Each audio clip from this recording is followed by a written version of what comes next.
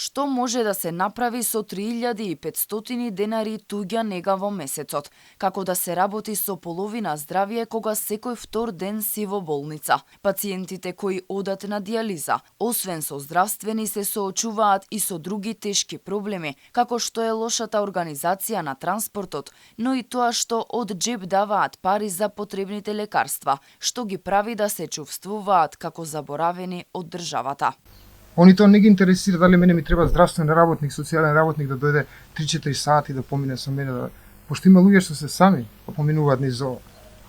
Они државата не ги интересира за тоа да овој човек функционирал некако, што при овој човек. Не е покриено ништо од фондот. Значи ние како пациенти од фондот имаме само едно покриено, 3500 денари туѓа нега. Значи 3500 денари туѓа нега месечно. Што може да се направи со овие пари? Па не знам, јас би ги прашал нив. Они што би направиле со тие 3500 денари.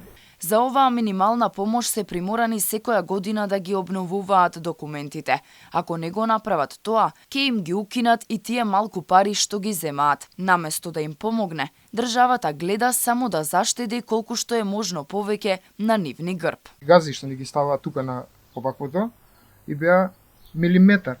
Сега наша најефтина компанија што се толку прозирни што не да Боже на некој да му прокрвеви на сестрата, што не е крива сестрата додека најде туфери и треба 50 туфери да му ја затвори раната. А пред тој требало само еден. Значи гледаат што повише да лапнат пари на наш грб. Пациентите кои одат на дијализа макамачат и со транспортот. Според Додевски, едно возило вози од еден крај на Скопје до друг, за да може да ги транспортира, што некогаш им одзема и по неколку часа, кога тие веќе се исцрпени од 4-часовната дијализа.